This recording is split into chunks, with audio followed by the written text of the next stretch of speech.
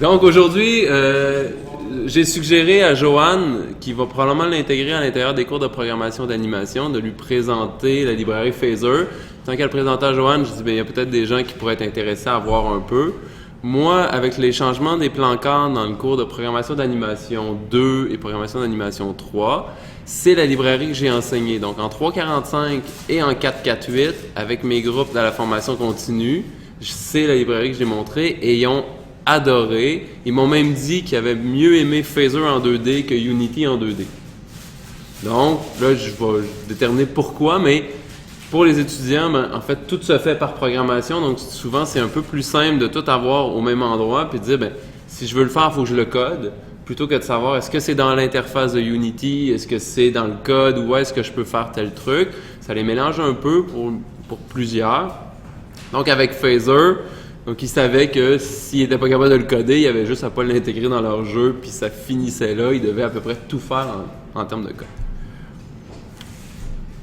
Donc, je vais vous montrer, c'est assez simple. Il y a plusieurs façons d'utiliser Phaser. Donc, c'est pas essentiellement... ça, c'est pas la loupe que je veux. Zoom sur le clavier. Il ne voudra pas me zoomer. Est-ce que c'est assez gros pour tout le monde? Ouais, ça va. Ouais, OK. Donc, c'est assez simple. Phaser, c'est une librairie JavaScript qui est open source, qui est disponible sur GitHub. Donc, si vous voulez contribuer s'il y a des bugs, il n'y a pas de problème. Donc, c'est un fichier JS qui est quand même assez volumineuse. Moi qui chialais que jQuery c'était gros. 96 000. Et 96 000 lignes de code, ça fait le poids là, de la librairie complète. Pas 242 sur ma présentation. Si je trouvais ça gros, c'est 12 000 lignes de code. Ouais, c'est ça. Effectivement, donc c'est vraiment quelque chose, c'est 3 MB. Par contre, il y a la version minifiée qui est beaucoup plus petite. Dans ce cas-ci, j'utilise la version complète pour avoir la complétion du code. L'auto-completion bracket nous permet, en tapant, il va aller chercher les bonnes fonctions, les bons objets. Et à la fin, quand on déploie le jeu, on met la version minifiée. Mais le développement, c'est que ça limite. Puis ça limite aussi en termes de débogage. C'est toujours la ligne 2 dans les messages de la console qui est buggée, puisque tout se retrouve sur la ligne 2. Ce qui n'est pas facile à savoir, mais c'est-tu mon sprite, c'est-tu tel autre objet, donc ça facilite le débogage. Puis en plus, elle est commentée, là. Donc, il utilise JSDoc. Donc, la documentation qui est dans le fichier, c'est la documentation qui est sur le site. Donc, c'est facile de se retrouver pour ça. Donc, pour l'utiliser, c'est assez simple. Donc, je fais juste inclure ma balise script et de manière vraiment, vraiment simple, j'ai besoin d'un seul fichier JavaScript et je peux faire un jeu, je peux faire des trucs avec un seul fichier JavaScript. J'ai toujours organisé mes fichiers comme ça, c'est juste un peu plus facile, c'est-à-dire j'ai mon index.html, j'ai tous mes fichiers sources, donc mon fichier JavaScript, j'ai l'ensemble de mes ressources de jeu que je viendrai placer, c'est-à-dire les fichiers PSD, donc les fichiers de base, les fichiers bruts en fait, et j'ai les assets qui seraient donc les sprites compactés, les tile sheets que j'aurais produits, donc tous les éléments que mon jeu utiliserait, c'est comme ça que je l'organise. C'est pas obligatoire pour Phaser, tu organises tes dossiers comme tu veux, et moi c'est comme ça que j'ai choisi de le... Oui, en fait, par exemple, c'est que tu fais ton image en Photoshop, tu vas te retrouver avec des PSD avec des layers, mais Phaser ne peut pas utiliser puisqu'on est en web. Et là, tu vas faire tes exportations en PNG, mais tu vas garder dans un peu la même arborescence tous tes dossiers ressources, toutes tes ressources. Pour créer, donc, Phaser, c'est vraiment pas compliqué. Juste vérifier avant si tout le monde est confortable avec l'orienté objet en JavaScript. Moi, je le fais comme ça, mais c'est vraiment pas obligatoire. C'est-à-dire que Phaser, c'est une librairie comme bien d'autres. Tout ce qu'on a besoin, en fait, c'est de l'objet jeu qui est ici, qui est créé avec New Phaser Game. Par contre, comme c'est un jeu et que je veux protéger mon scope, règle générale, on va, et c'est aussi en 3.45 qu'on a introduit l'utilisation de l'orienté objet avancé en JavaScript. Donc, je le fais immédiatement faire ce qu'on appelle essentiellement une IFI. Donc, c'est une fonction qui s'appelle elle-même après sa déclaration. La syntaxe est un peu alambiquée. Au début, je la trouvais vraiment laide, mais plus j'en écris et plus je trouve ça cool d'en écrire. Ouais. Donc, essentiellement, là... C'est une fonctionnalité, mais ça peut Non, mais il dit le Quadcode, il dit qu'il ne faut pas mettre les parenthèses. À la fin, il faut les mettre entre les parenthèses. Regardez, c'est ça la syntaxe de la IFI classique. Non, si tu vas sur Quadford, là, il met les parenthèses. Je vois pas pourquoi. Non, ben oui. Va sur Internet, puis va Quadford, IFI, là, puis c'est pas beau comme ça. En tout cas, va pas se Dans la syntaxe, c'est logique.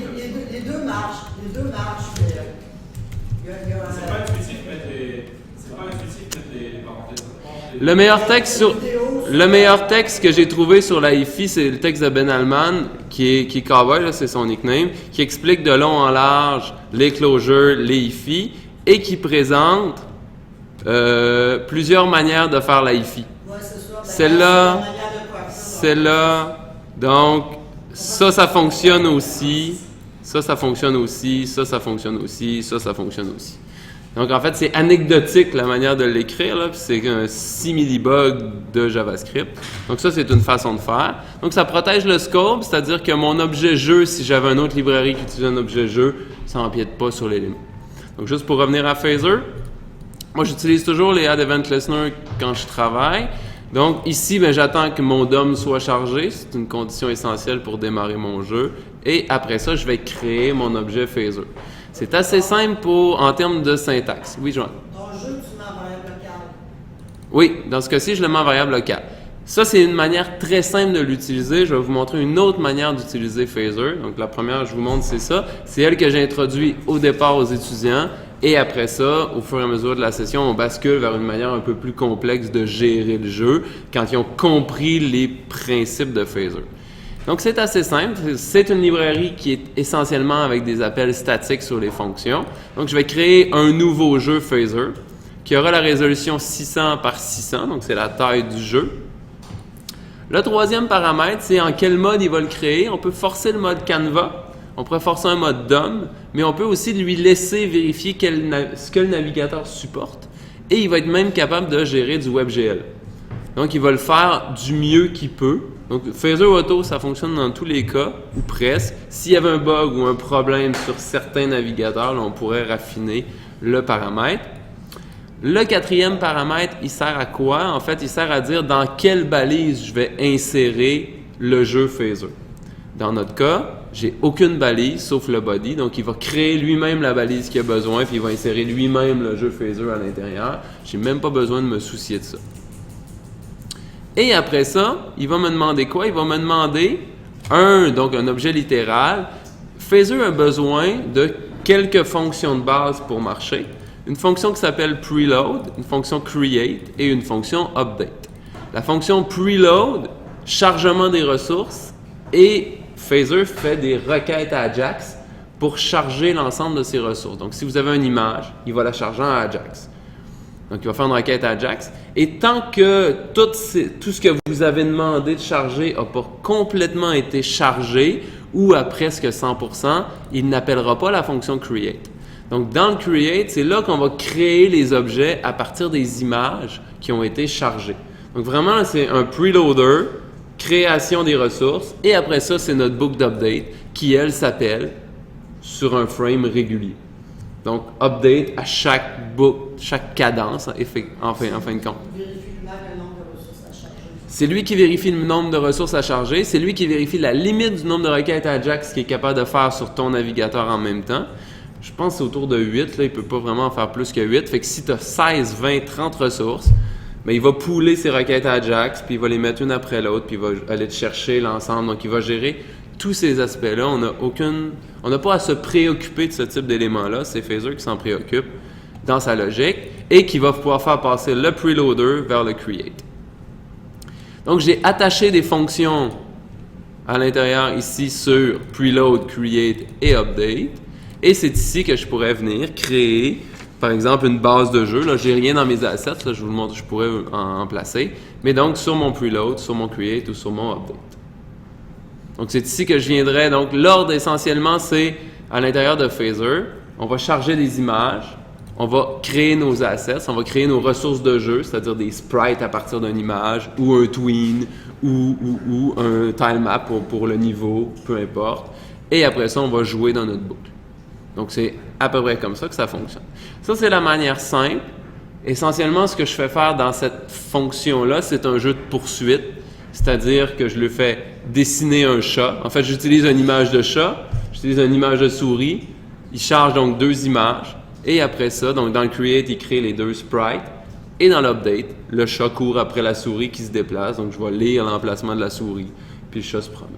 Fait qu'ils font un peu, ils regardent un peu les vecteurs, parce qu'on peut travailler des vecteurs dans Phaser. Ils regardent les fonctions de poursuite, ils regardent les fonctions, comment détecter le curseur de la souris. Tout ça sur la boucle d'update. Dans du code, c'est vraiment assez simple. Ça fait comme à peu près 200 lignes de code gros max. Ça fonctionne relativement bien. Donc, c'est pas vraiment plus compliqué que ça. Par contre, on peut complexifier le truc en travaillant avec plusieurs fichiers JavaScript. Et c'est dans ce mode-là que Phaser devient vraiment intéressant. Parce que ici, dans ce mode-là, pour créer un menu, c'est difficile. Il faudrait que je preload l'ensemble de mes ressources, à la fois du menu, à la fois du jeu, à la fois donc, par exemple, de la scène de fin. Il faudrait tout que je preload. Et qu'après ça, que je crée tout, que je masque plusieurs choses et que dans mon update, je gère l'affichage. Je gère mon menu après ça et je devrais bloquer, par exemple, le personnage. Je devrais bloquer les touches pour le personnage, ce qui fait beaucoup de gestion. Dans l'autre mode, c'est avec les states. Essentiellement, Phaser devient une espèce de machine à état fini, de gestion d'état. Un peu pour ceux qui ont vu un peu Unity, des scènes. Donc les states représentent approximativement des scènes avec chacune de ces states-là, a les mêmes caractéristiques, a une fonction preload, a une fonction create et une fonction update. Ça, c'est une référence que j'ai trouvée, la manière de le faire comme ça, c'est une référence que j'ai trouvée chez Emmanuel Ferronato. Emmanuel Ferronato a un super blog, c'est ici, un super blog de jeux et énormément de ressources. Moi, c'est une ressource que j'utilisais en ActionScript 3, d'ailleurs. Il fait des jeux en HTML, il fait des jeux en Phaser. Donc, des tutoriels super bien expliqués. Et règle générale, ce qu'il fait, il prend un jeu qui existe sur plateforme mobile ou en web, puis il montre comment on aurait pu le faire en Phaser. Donc, peu importe. Entre autres, il fait un Angry Bird en Phaser, il fait plein de jeux. Il refait le code. Bon, il ne fait pas les jeux complets avec toutes les assets, mais il fait des démonstrations, des concepts, de dire, ben voici comment on peut le faire. Un jeu que la gravité varie, ben voici en Phaser comment on peut le faire. Donc, c'est vraiment intéressant.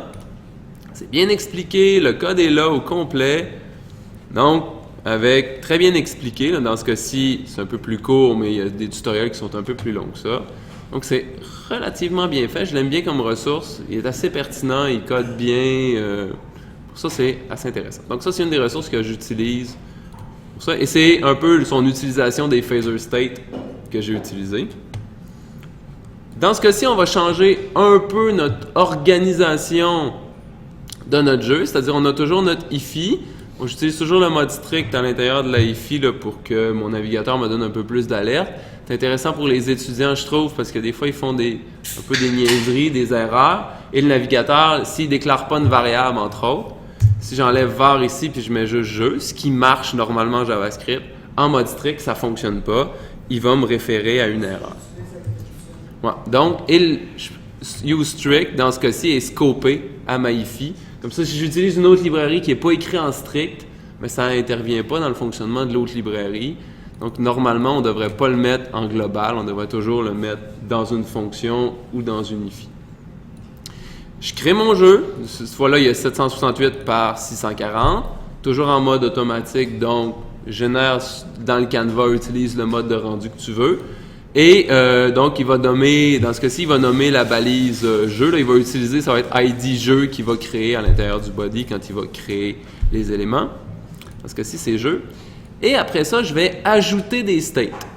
Donc, je vais ajouter des états dans le jeu, dans le module Phaser, dans le framework, des états qu'il va connaître par leur clé, leur nom de clé. Dans ce cas-ci, l'ordre d'ajout n'est pas important. Le plus important, c'est quel on démarre en premier. Dans ce cas-ci, voici comment je l'ai défini. J'ai un état qui s'appelle démarrage, qui est essentiellement charger les premiers éléments qui permettent de créer un écran de démarrage. Donc, très peu d'assets pour que ça charge super vite. Après ça, j'ai un état qui s'appelle chargement. C'est là que je vais générer ou en fait charger les plus gros assets, donc des trucs qui sont vraiment plus lourds, mais au moins j'ai un écran de démarrage. J'ai déjà un écran, Puis en plus, il y a possibilité d'avoir une barre de chargement qui me permet de voir l'évolution du chargement de l'ensemble de mes éléments. Ensuite, j'ai un state qui est menu, jouer, qui est le principal, donc la boucle main par exemple.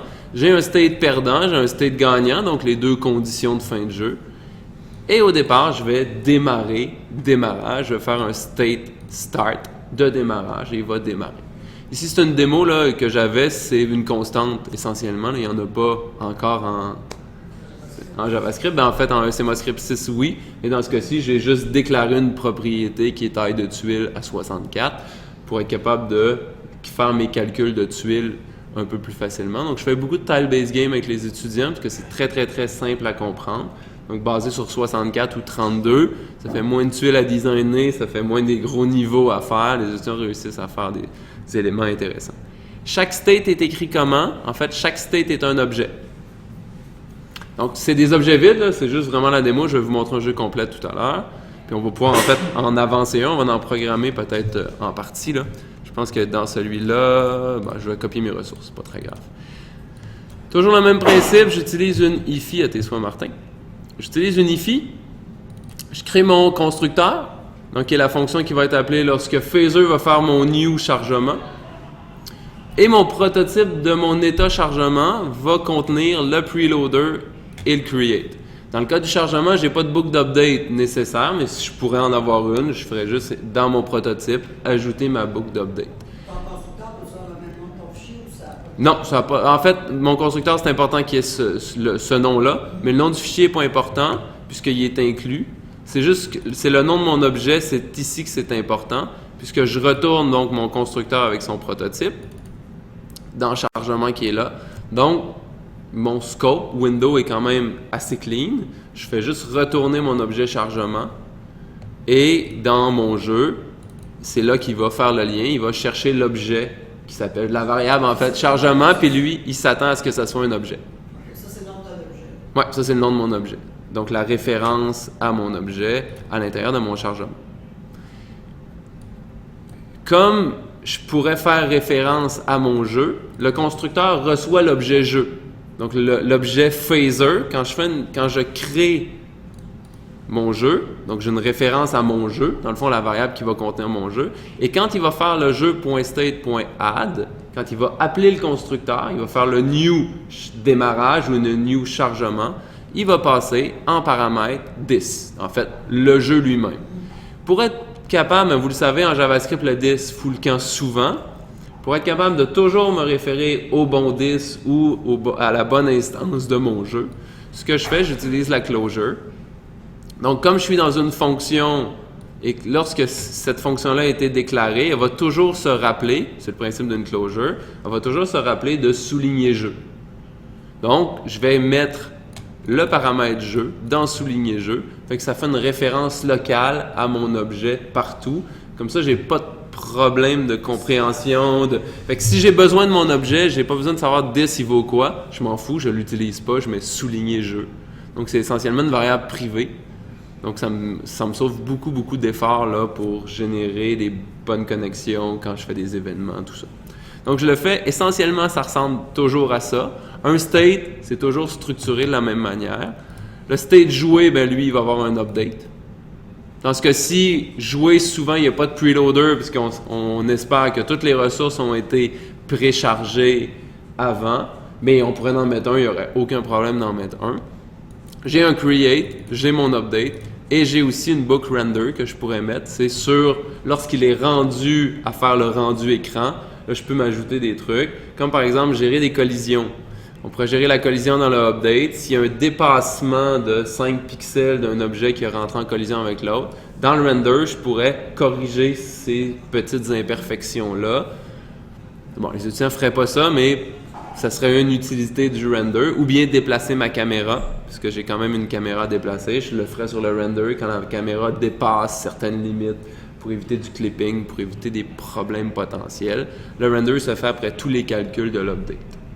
Donc, c'est très similaire à ce que Unity fait. C'est très similaire au processus en ActionScript 3, avec le enter frame, on exit frame, etc. Donc, je peux toujours Et c'est spécialisé en jeu. C'est-à-dire, je ne ferai pas une application avec Phaser, je fais du jeu, c'est vraiment spécifique au jeu. J'ai mon menu, donc je pourrais créer mon menu, ma scène perdante, etc. Si je regarde un jeu complet, donc je peux vous le montrer, je vais juste le démarrer dans Chrome. Une particularité aussi, c'est que Phaser ne peut pas être démarré sans serveur web à cause des requêtes Ajax. C'est une limitation de Phaser.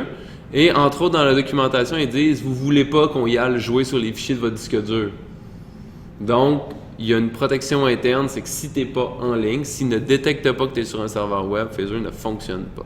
Mais tu peux être en local. Oui, tu peux être en localhost, mais tu as besoin d'un serveur web. C'est pour ça que je travaille avec Bracket, parce que le serveur est inclus. Donc ici, c'est... oui, on a juste à utiliser l'aperçu direct, qui l'ouvre par défaut dans Chrome. Par contre, si vous voulez utiliser Firefox ou Internet Explorer, il n'y a pas de problème aussi. Si quelqu'un aime mieux la console de développement, peu importe, le navigateur, donc le serveur web est valide pour l'ensemble des éléments. Donc si je fais démarrer...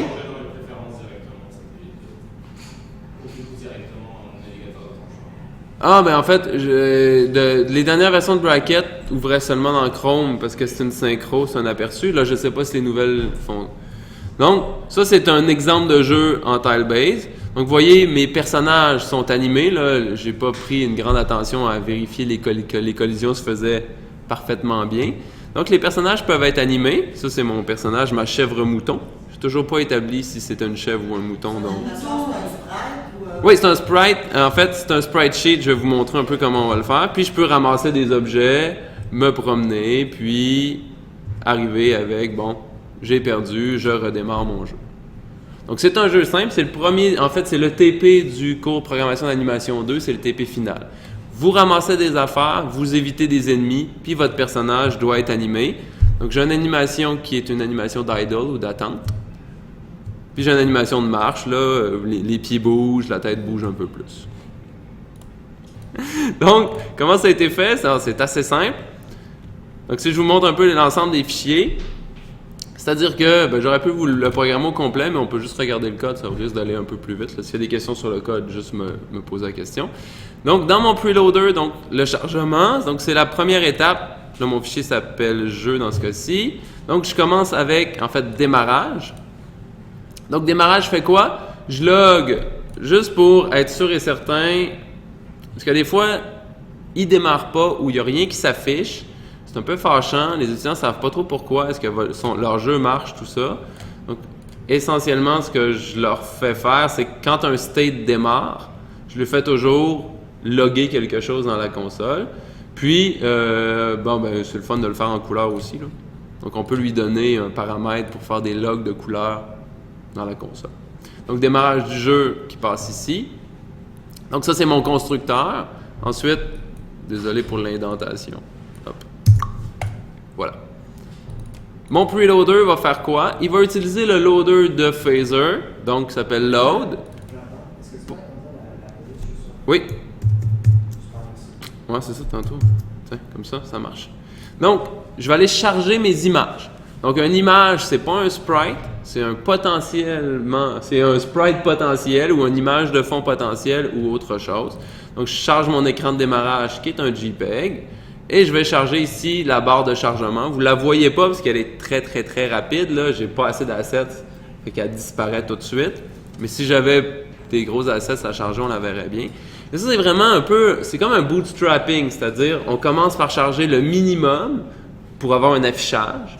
Et après ça, là, on a du temps parce que l'utilisateur a une interface graphique, ça prend du temps avant qu'il aille cliquer sur démarrer le jeu, fait qu'on a le temps de charger presque 100% de nos ressources en arrière-plan. C'est un peu ça. Donc, ce qu'on veut, c'est pas avoir un écran noir pendant 5 secondes, c'est tout de suite avoir quelque chose.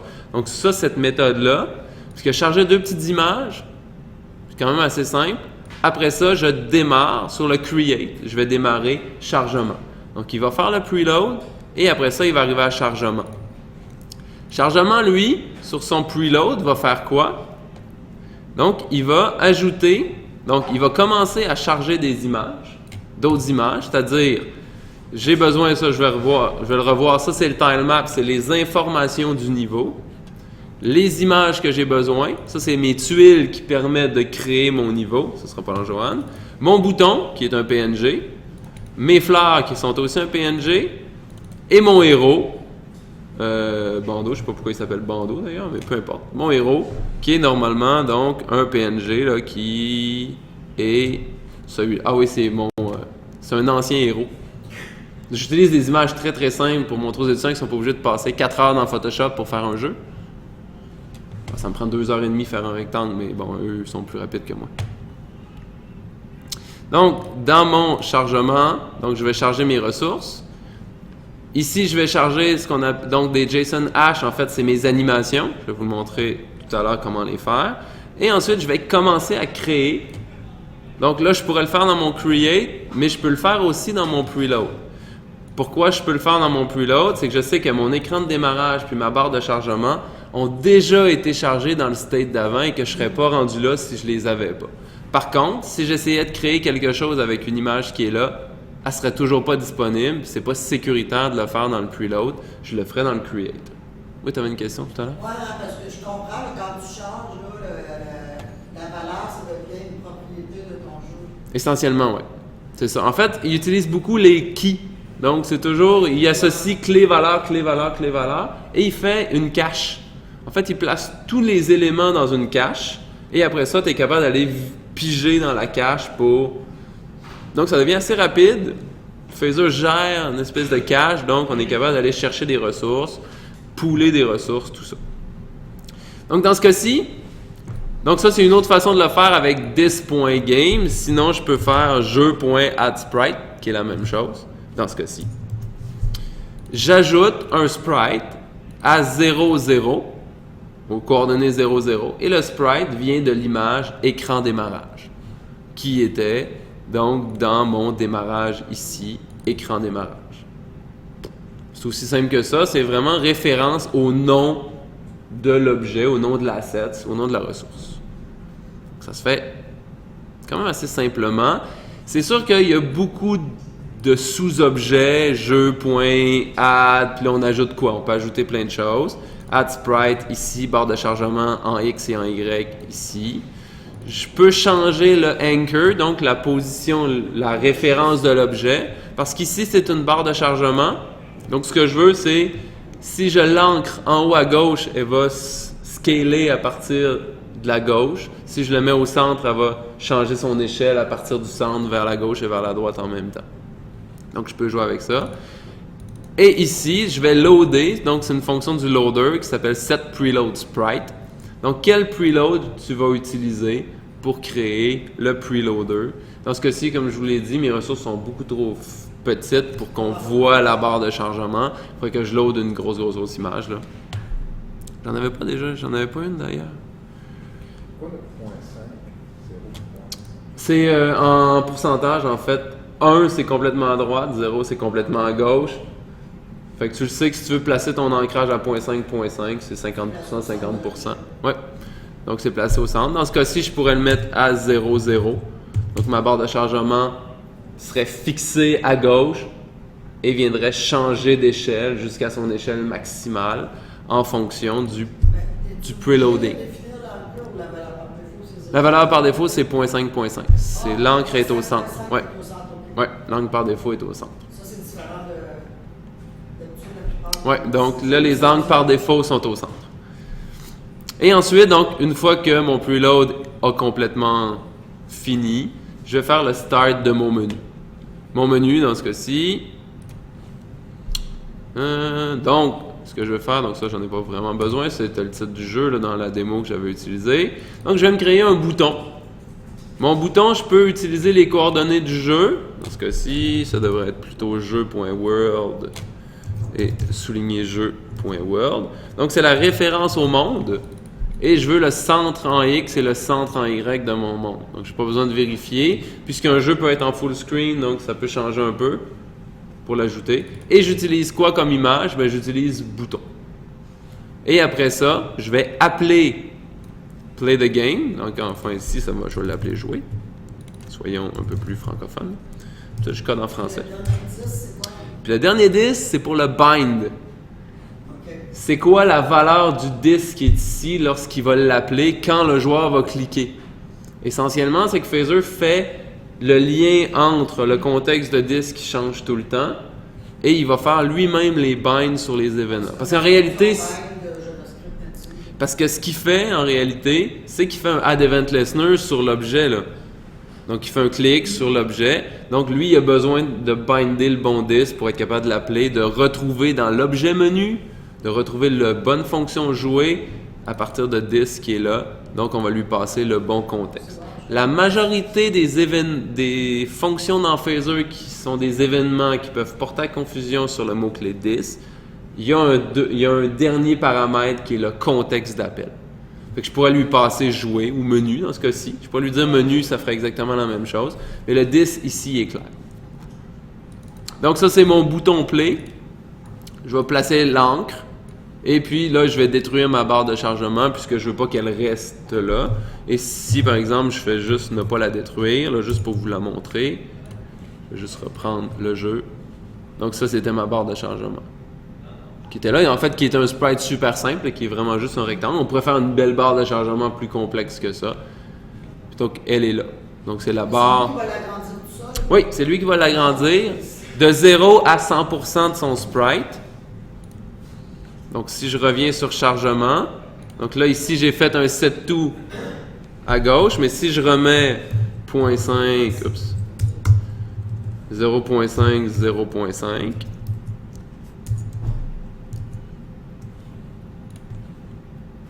donc là, on l'a vu un peu agrandir à partir du centre. Là.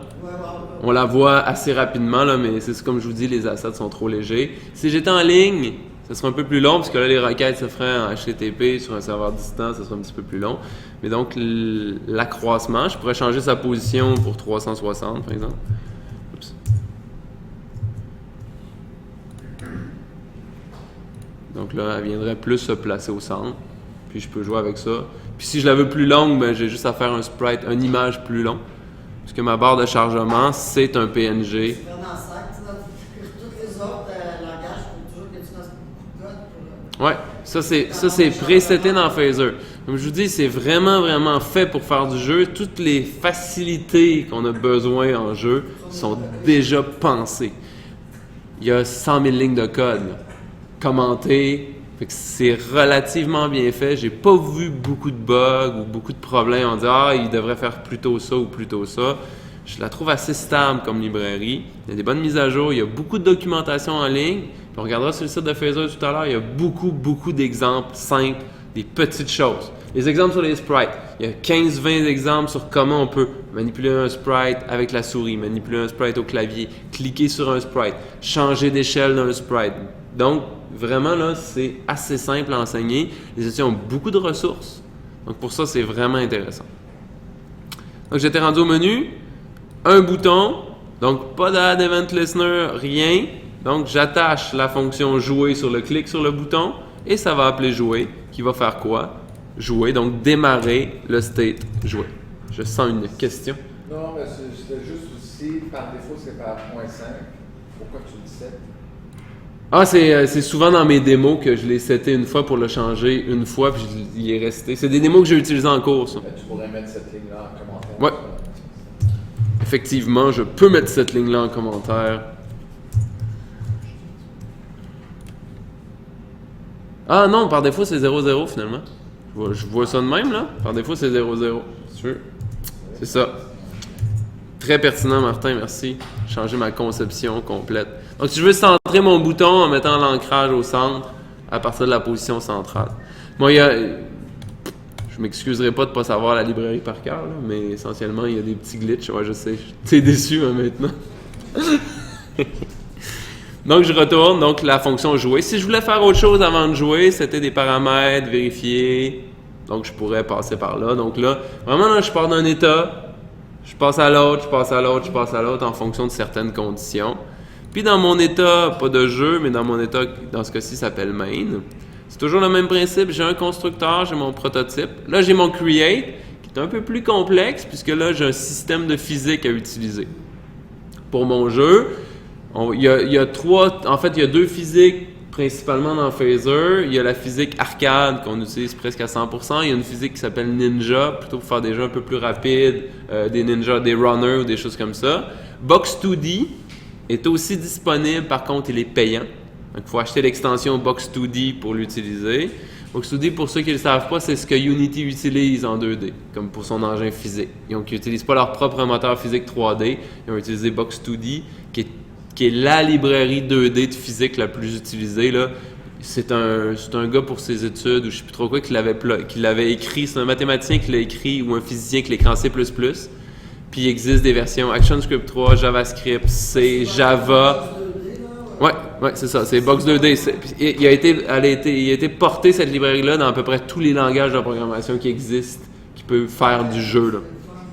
Et c'est ce que Unity utilise, et c'est ce que Phaser peut l'utiliser, mais elle est payante.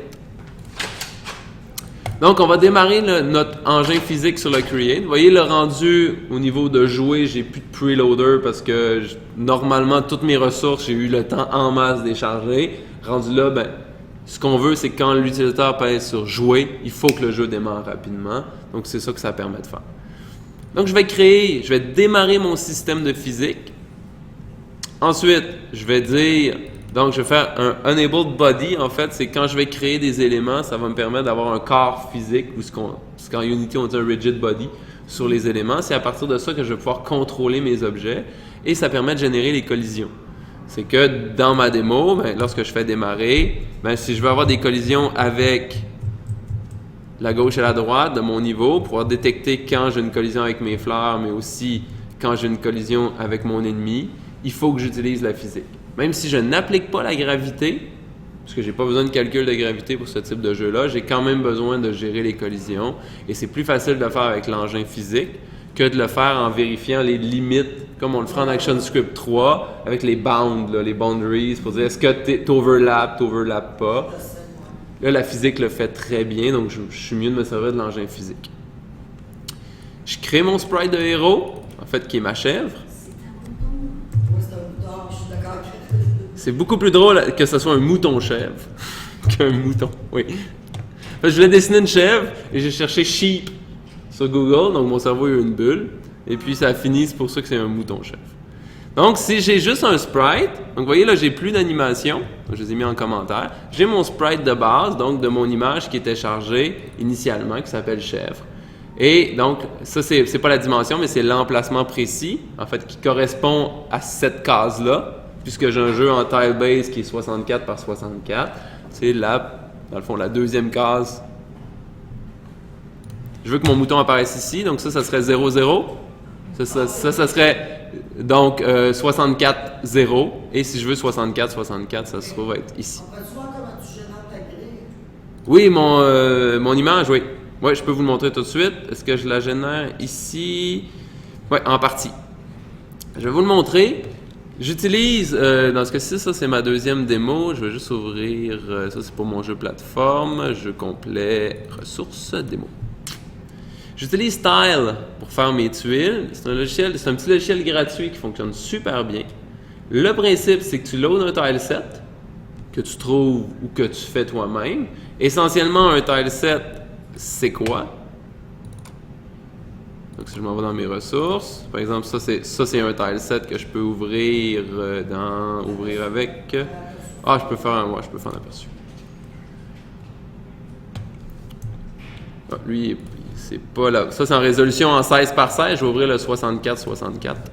Donc, c'est des tuiles de 64 pixels par 64 pixels qui sont tilées et qui permettent de charger une seule image puis d'avoir une panoplie de sprites à l'intérieur, plus efficace pour les requêtes. Au lieu de faire 9 requêtes à Ajax pour aller chercher les trucs, il en fait une seule. Un peu comme on fait pour des icônes en web, c'est-à-dire on load le tile sheet puis on va chercher l'icône qu'on a besoin à l'intérieur. Donc j'ai la même série en 16 pixels, en 32 pixels, en 64. J'ai une autre série, donc ce sont d'autres tuiles qui sont là. Donc on va juste les charger dans le système et on va tout simplement venir peindre avec nos tuiles. Ah, juste comme ça. Pas besoin de faire une matrice de 1, 0, 1, 0, 1, 0. Non. Et c'est le logiciel Tile qui va me générer cette matrice-là en JSON. Donc, je vais faire exporter ici. En fait, ce ne sera pas exporté. Sauvegarder sous, ouvrir récemment. Oui, ça s'appelle Tiled. Ouais. Nouveau tileset redimensionné. Non, c'est ça, en fait, c'est ça qui est le fun. Enregistrer sous, exporter en tant que, il me semble que c'est ça. Fichier de carte JSON. Donc là, j'en ai déjà, je vais vous le montrer au lieu de l'exporter.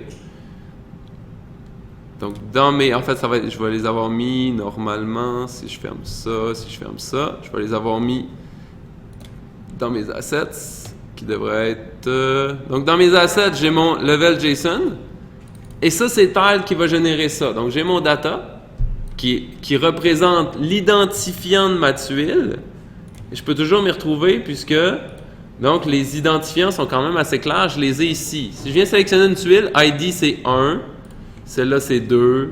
Celle-là, c'est 4. Fait que je suis capable de repérer ou de modifier à partir de ça. Donc, j'ai des 0, j'ai des 5. Donc, mon niveau est fait. Et dans mon cas, j'ai 2 layers. Parce que Tile permet de travailler donc en couches. Donc, j'ai mes murs et j'ai mon sol. Mais ce n'est pas fondamental pour Phaser. C'est vraiment plus dans l'organisation qu'on veut lui donner à l'intérieur de Tile. Mais je pourrais tout mettre ça sur le même layer. Ça ne change rien pour les collisions. C'est pas avec les layers qu'on gère les collisions, c'est avec les ID de tuiles. Spécifiquement, on dit quelles tuiles sont des tuiles de collision, tout simplement. Mais donc, j'ai vraiment 2. Fait que c'est vraiment peindre. C'est super simple. Là. Puis là, ici, c'est un 64-64. Ici, c'est plus 32. Puis ça, c'est une plateforme. Ça, c'est un jeu plateforme. Puis ça, c'est un jeu de vue de dessus. Même logiciel, même système, super simple à exécuter. Et en plus, ce qui est intéressant aussi, c'est qu'on est en mesure d'attribuer des propriétés personnalisées à certaines tuiles. Comme par exemple, j'ai une liane ici. Si je veux que mon personnage puisse grimper dans la liane, il faut qu'il sache qu'il est devant une liane. Donc, ce que je fais, c'est que je lui donne une propriété qui, par exemple, qui grimpe est égale à 1 sur mes 2 lianes. Sur les autres, j'en ai pas. Donc, ça pourrait être une propriété que ça te tue, que tu peux passer, que ça ralentit ta vitesse, peu importe. Vous établissez l'ensemble du système de propriétés. Et les propriétés vont être définies à l'intérieur du JSON. Puis, on va être capable d'aller les lire. On peut faire la correspondance. Mon personnage est au-dessus de telle tuile. Est-ce que cette propriété-là existe? Si oui, je vais pouvoir grimper. Je vais vous le montrer dans mon jeu de plateforme tantôt. Lui? Non, je ne l'ai pas changé. Tu l'avais chargé dans Oui, je l'ai chargé dans mon chargement.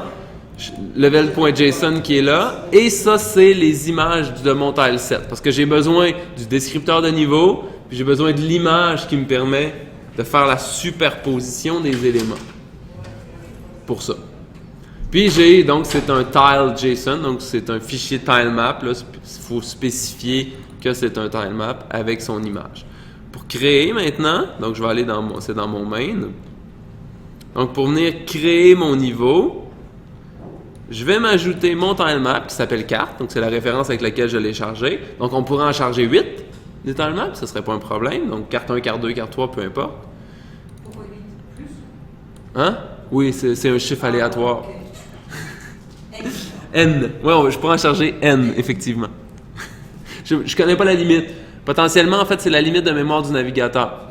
C'est essentiellement ça qui bloque. J'ai des étudiants qui ont fait des gros fonds d'un jeu de défilement, puis il y avait des problèmes sur mobile parce que leur image était trop grosse, puis ça... C'est pas que c'était lent, c'est juste que la limite de la mémoire du navigateur était atteinte. Attends, l'autre est 8 pour 8 niveaux. 8, exactement. Mais est-ce que tu peux rappeler la fonction load? Oui. Le mieux, ça serait d'en loader 2. Le premier puis le deuxième, puis quand tu es rendu au deuxième, tu loads le troisième en attendant que tu aies complété. Est-ce qu'on peut déloader? Oui, tu peux déloader aussi, tu peux canceller la cache, ouais. Donc, dépendamment de l'optimisation de ton jeu, tu peux charger à la pièce ou précharger certains éléments ou tout charger. En 3.45, un niveau. Moi, je le fais faire un jeu, ramasser quelques objets avec des ennemis, un seul niveau. Je veux un écran d'accueil, un menu, un jeu puis un écran de fin, gagnant-perdant. C'est ce que je demande en 3.45. En 4.4.8, je leur laisse libre choix pour le jeu, mais je veux 3 niveaux. Puis je veux que les niveaux, puis je vais vous le montrer tout à l'heure, je veux que les niveaux soient configurables dans des fichiers JSON.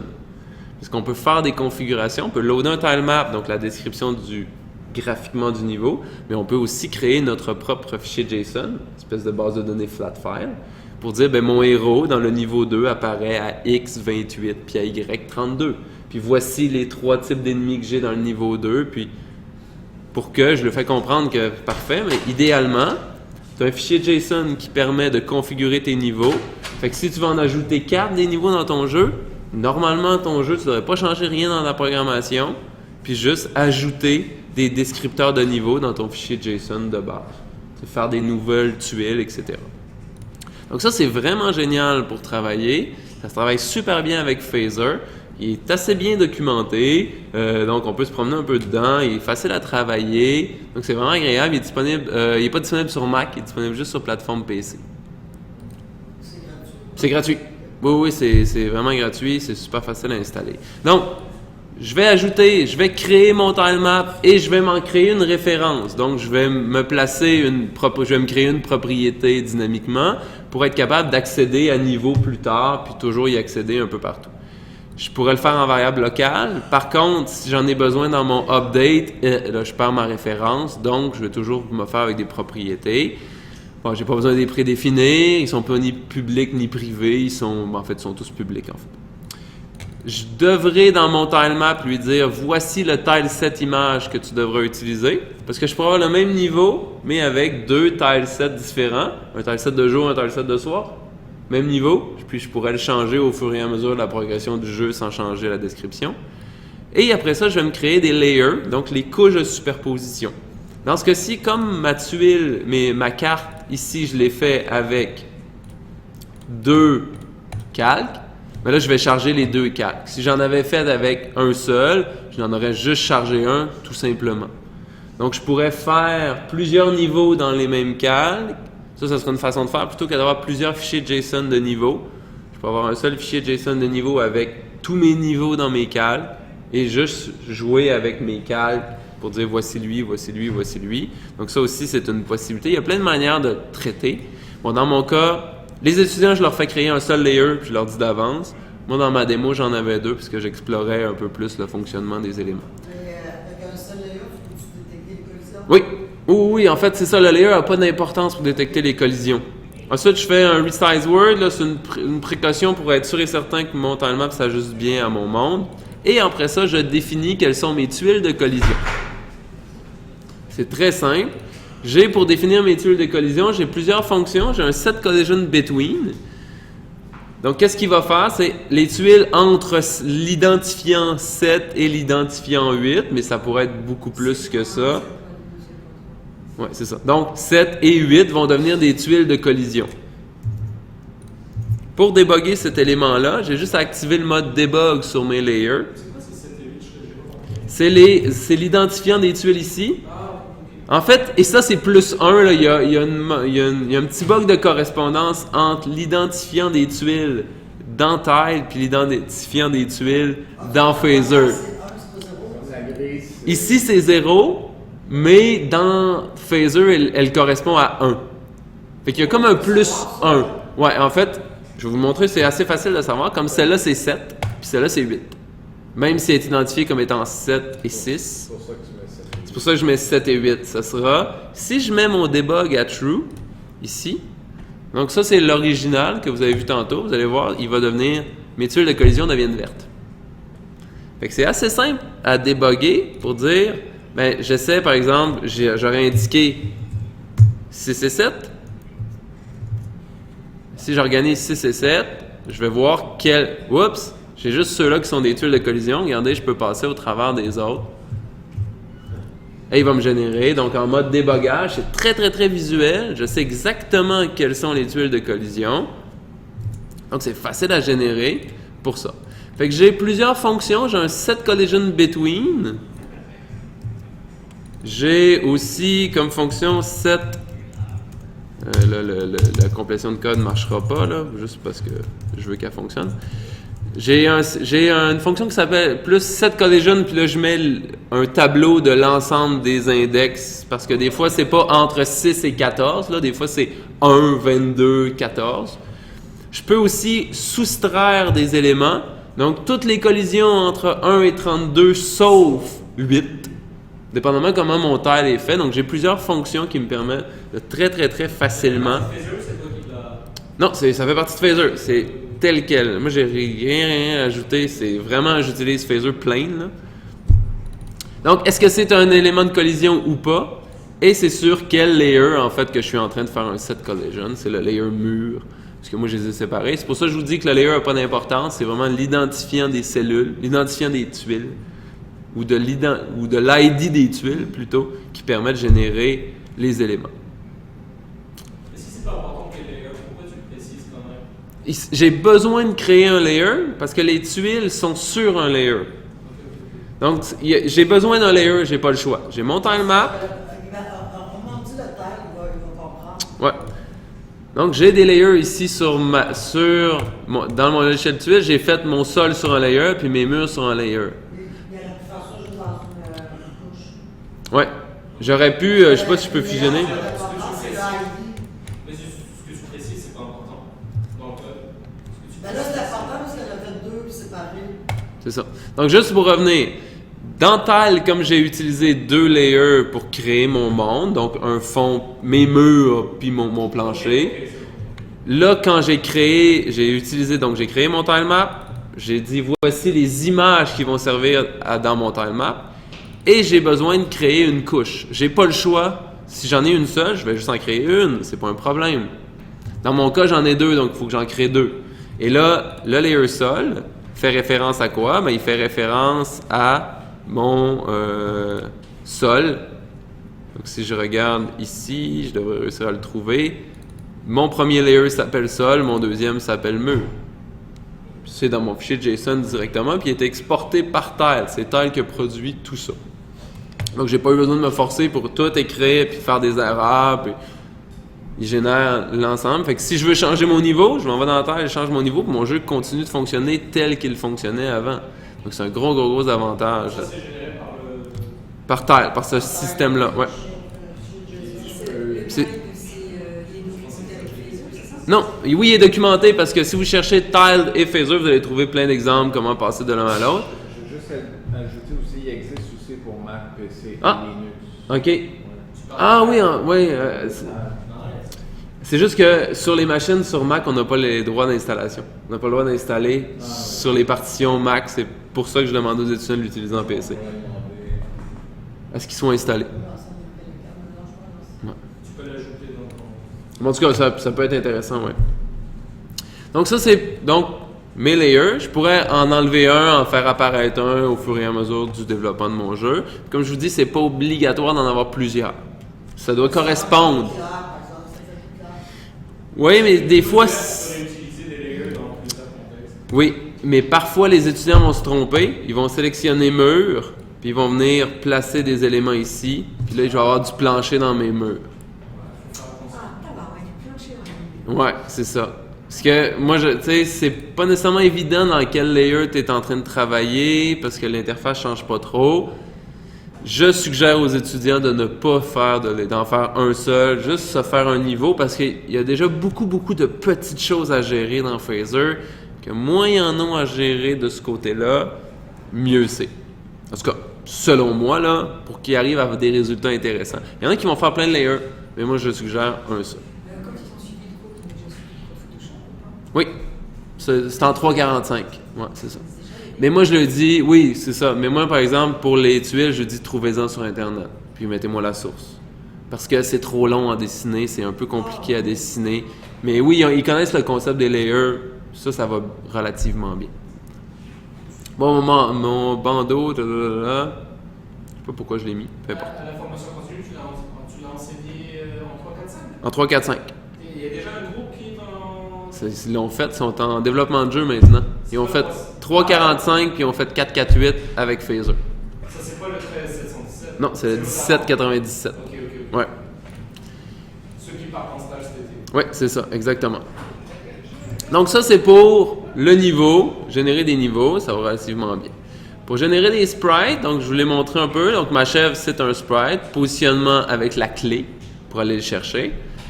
Donc je le place dans ma propriété héros, et bon, dans ce cas-ci, mon héros il est quand même gros, là, je peux changer le scale. Et c'est un phaser point, essentiellement c'est un X et un Y, comme c'était dans ActionScript 3, donc je peux utiliser des points ou des vecteurs 2, là. Donc, c'est le même principe. J'ai un objet qui permet de normaliser des vecteurs, de calculer la normale, de calculer la distance entre deux vecteurs, qui est tout dans les points. Donc, s'il y a des calculs vectoriels à faire, je peux utiliser un point parce qu'on est en 2D. Donc, j'ai tous les outils dans les vecteurs points pour le faire. C'est le scale. C'est vraiment à l'œil, là. Ouais. C'est ça, c'est moi. Exactement, c'est à l'œil. Aucun problème. Oui. Oui, vraiment aucun problème pour gérer les collisions. Peu importe l'échelle, il n'y a pas le bounding box correspond. Précis. Oui, c'est un bounding box. C'est du AABB, les collisions. Vraiment, c'est souvent pas utile d'aller plus précis que ça. Tu peux en faire des plus précis. Parce que tu es capable, comme en ActionScript, d'aller vérifier, y a-t-il un pixel à tel endroit dans mon bounding box? C'est très lourd. Il faut toujours penser qu'on est dans un navigateur. Et donc, règle générale, tu penses que c'est du AABB. Donc, tu expliques que c'est des rectangles qui rentrent en collision. Donc, faites vos sprites plus rectangulaires que ronds. Donc, pour les collisions, relativement bien. Ensuite, donc, il existe des groupes. Donc, on est capable de pooler des choses, d'avoir des pools de ressources et puis de gérer des groupes d'objets ensemble. Dans ce cas-ci, c'est un groupe de physique, c'est pour mes fleurs. Je vais créer donc 5 fleurs avec leur position immédiate et je suis capable d'appeler une propriété, donc leur dire qu'ils sont immovable, donc ils ne se déplaceront pas. Quand je vais rentrer en collision avec eux, ils ne partiront pas, ils vont rester fixes.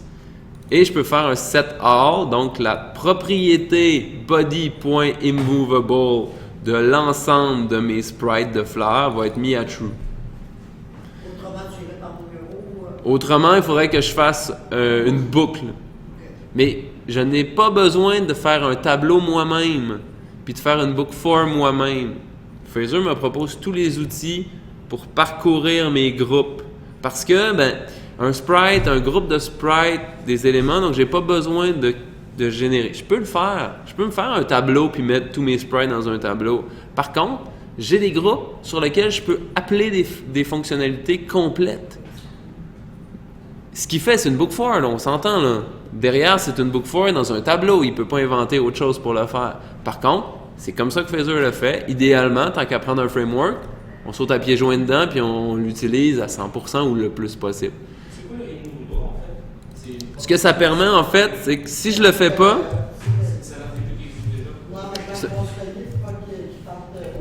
Ouais, regarde, c'est que si je cogne ma fleur, là...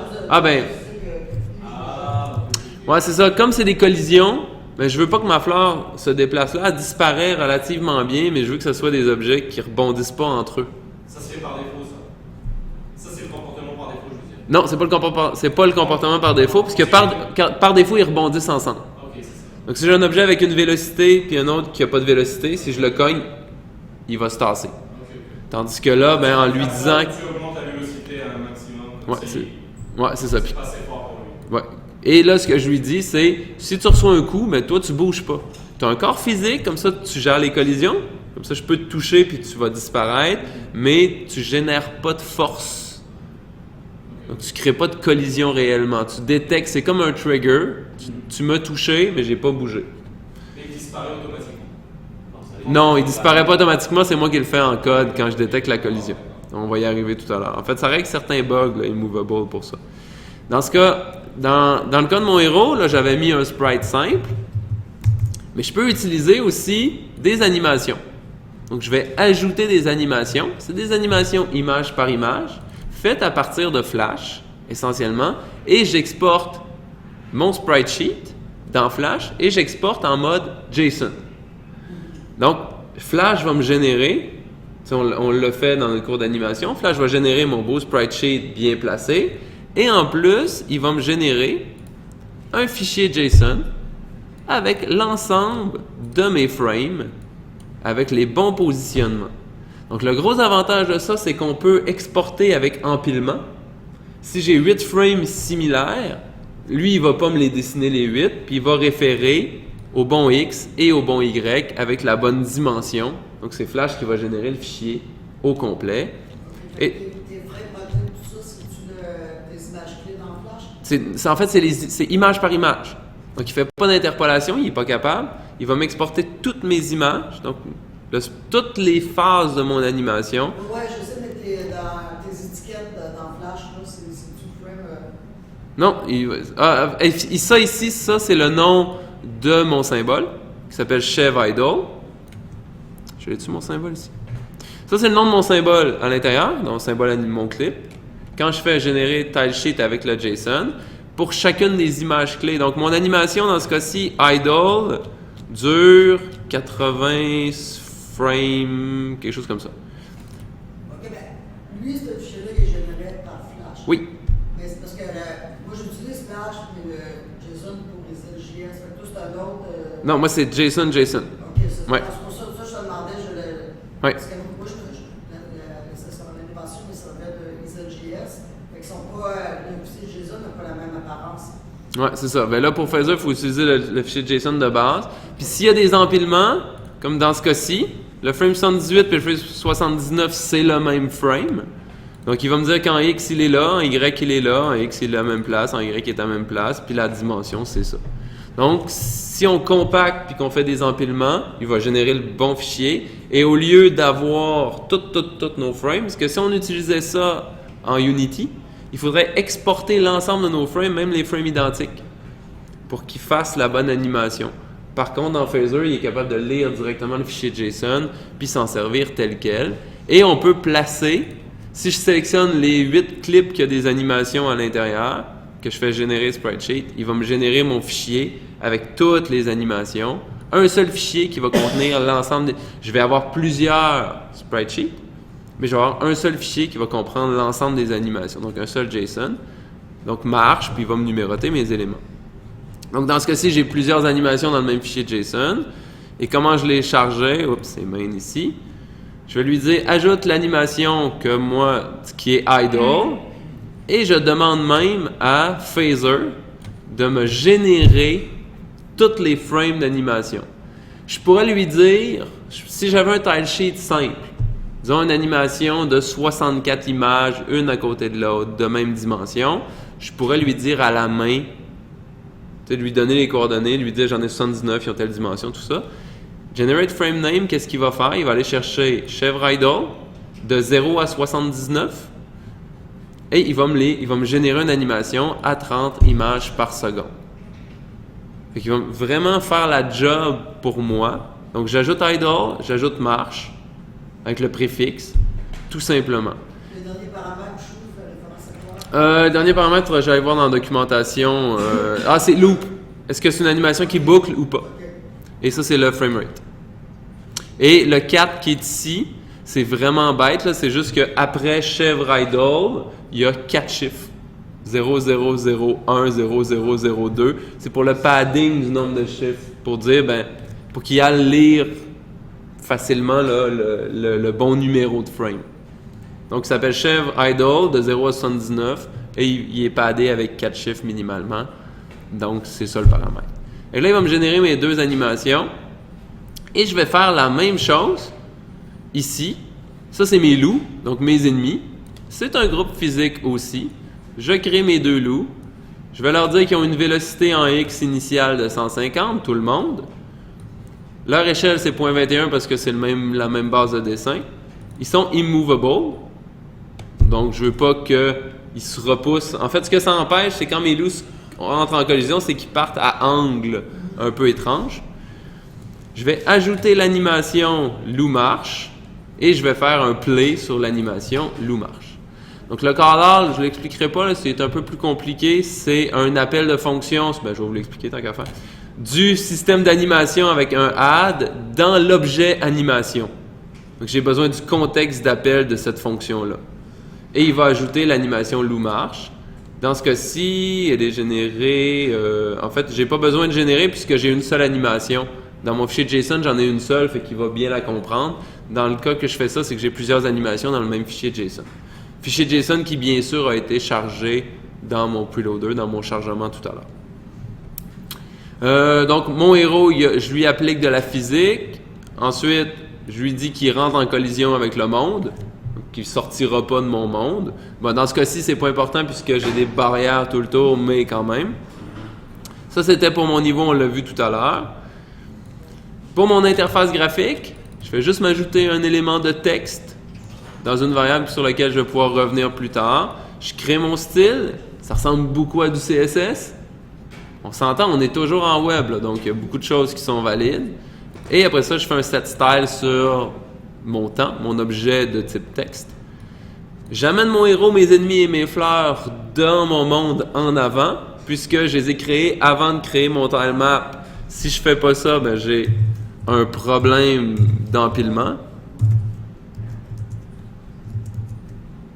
Donc quand je vais faire ça, je vais faire démarrer et... Donc là, c'est parce qu'il y a de la transparence à cause de mon mode de débogage, là. Si je mets debug, si je commande ces deux lignes-là ici,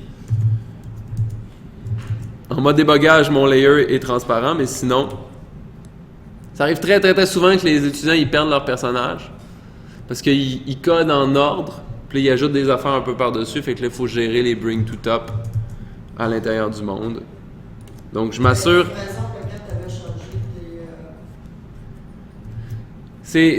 C'est juste plus logique pour moi de commencer par mon héros, puis après ça mes fleurs, puis j'aurais pu commencer par mon monde, mais dépendamment des démos que j'ai faites précédemment, parce que probablement que j'avais un personnage qui bougeait de manière libre. C'est plus le fun d'avoir un personnage au début plutôt qu'un niveau fait avec tile au début vide. Donc le personnage était déjà là, puis j'ai plutôt ajouté... Exactement, fait qu'à la fin de mon create, c'est là que je fais mes bring to top. Et je fais juste mettre temps début à now. Parce que là, je calcule le temps essentiellement.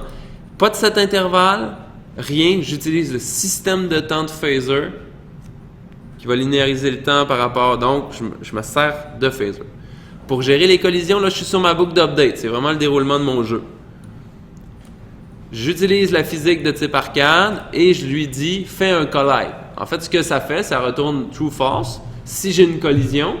Mais en réalité, ça fait plus que retourner true-false, ça vérifie s'il y a une collision. Si je fais pas ça, j'ai plus de collision. C'est-à-dire que si je commande ces éléments-là, et que je démarre mon jeu, je n'ai plus de gestion de collision. Donc mes moutons sont partis, mais en fait mes loups sont partis parce que là, ils cognaient plus après avec le terrain. Donc pour générer des collisions avec chaque chose, ben, il faut que je définisse quoi peut entrer en collision avec quoi. Donc ça peut être un peu long parce que là, si je veux que mon héros puisse toucher mon mur, mon héros puisse toucher mon sol, donc que j'ai des collisions de ce type-là, ben sol, dans ce cas-ci, il n'est pas essentiel puisque j'ai rien de collision. Là. Lui, je pourrais l'enlever, ça ne change rien. Ensuite, et là, c'est intéressant de créer mes groupes. C'est là que je crée mes groupes, puis c'est pertinent de créer mes groupes. Parce que Phaser est capable de gérer des collisions entre mes ennemis et mes murs. Donc, pas chacun de mes ennemis, mais mon groupe d'ennemis. Oui, c'est lui qui va la faire, la boucle. Mais il va la faire à l'interne, à sa manière, de manière efficace pour lui. L'autre affaire qui est super géniale, c'est que tu as une propriété pour ton curseur, tes kiosques qui dorment. Oui. Oui, puis c'est ça, tout se fait super bien pour ça. Donc, ici, qu'est-ce que je fais? J'ai un callback. Lorsque mes ennemis entreront en collision avec le mur, dans ce cas-ci avec le sol non plus, c'est pas pertinent, ils vont changer de direction. Donc, j'ai une fonction qui leur permet de changer de direction sur une collision. Donc, c'est le callback de ma collision. Donc, si ça allait vers la gauche ou vers la droite? C'est dans mon code. Okay. Mes ennemis, eux, peuvent rentrer en collision avec mes ennemis et ils vont changer aussi de direction. Et mes ennemis peuvent rentrer en collision avec mon héros et je vais appeler toucher. Et mes fleurs peuvent rentrer en collision avec mon héros et je vais appeler ramasser. Mais tout à l'heure, les ennemis entraient en collision puis ils se... Oui, ça c'est juste que ma fonction n'est pas super efficace. Je vais vous montrer pourquoi elle n'est pas super efficace. Le mur il revient trop vite ou quelque chose. En fait, c'est plus simple que ça, c'est que c'est random, c'est vraiment aléatoire les changements d'orientation. Donc, s'il rentre en collision et que aléatoirement, il retourne dans la même direction, bien forcément, c'est sur un frame. Hein. Donc, ils vont clipper ensemble, puis là, Phaser va essayer de les éloigner. Parce qu'il y a deux éléments en collision qui sont un par-dessus l'autre, Phaser essaie de les repousser. Mais s'ils vont encore dans cette direction-là, ils vont essayer de se suivre, fait que ça fait des petits glitches. Mais on peut détecter de quel côté tu as eu la collision. C'est juste que d'un point de vue purement en fait simple, puis j'ai demandé aux étudiants, j'ai dit allez pas plus loin que ça, c'est pas grave. Là. Ce type de bug-là, moi, ça me dérange pas. Je veux que vous. C'est compliqué, Phaser. Ça reste un peu complexe parce qu'il y a beaucoup de choses à aller chercher. Il y a beaucoup de petits détails. Donc là, commencez pas à perdre 4 heures de temps sur gérer les collisions et les changements de direction de vos ennemis. Puis c'est une démo que je le fais, je le laisse le code. La plupart l'utilisent tel quel. Il y a des petits bugs, mais ça change pas beaucoup. Le jeu, il fonctionne bien. Il y a juste les ennemis se cognent un peu trop. Il y en a qui le corrigent, sinon d'autres, non. Pour le contrôle de mon héros, ce cas-ci, c'est assez simple, c'est que je set ma vélocité à 0. Vélocité, c'est un phaser point, puisqu'on a une vélocité en X et en Y. Fait que c'est un type phaser point. Phaser point a un élément qui s'appelle set, et là, je mets 0. Fait que ça met 0 en X, 0 en Y. Si mon curseur, où c'est que je le prends mon curseur, je le prends ici, je peux aller générer mes curseurs de base, là, WASD. Donc, c'est le clavier avec les flèches ou WASD. Donc, en faisant Create Cursor Key. Je pourrais ajouter des clés aussi. Je vais vous le montrer d'ici la fin de la séance avec mon jeu de plateforme, où là, j'ai plus de clés. Si le curseur up est baissé, donc enlève de la vitesse. Moi, je déteste avoir des variables, des valeurs directes à l'intérieur de mon code. Donc, j'ai une vitesse qui est mise à 200 initialement, puis j'utilise la propriété vitesse de mon héros. Down, si down is down, donc là, c'est ma vélocité en Y, en X ou en X. Donc, ça me permet de me déplacer facilement. Après ça, je vérifie. Si ma vélocité en X est égale à 0 et que ma vélocité en Y est égale à 0, je joue idle. Sinon, je joue marche. Donc là, j'ai comme deux animations. Je les contrôle assez facilement. Un petit truc pour afficher du temps. Donc, je slice mes numéros. Je vais chercher mon delta time. Puis, je slice mes minutes, mes secondes. Ben, c'est un code que tout le monde utilise à peu près, là, qu'on a personne écrit, mais trouvé. En tout cas, moi, je l'ai trouvé. Puis, je trouvais que c'était pertinent.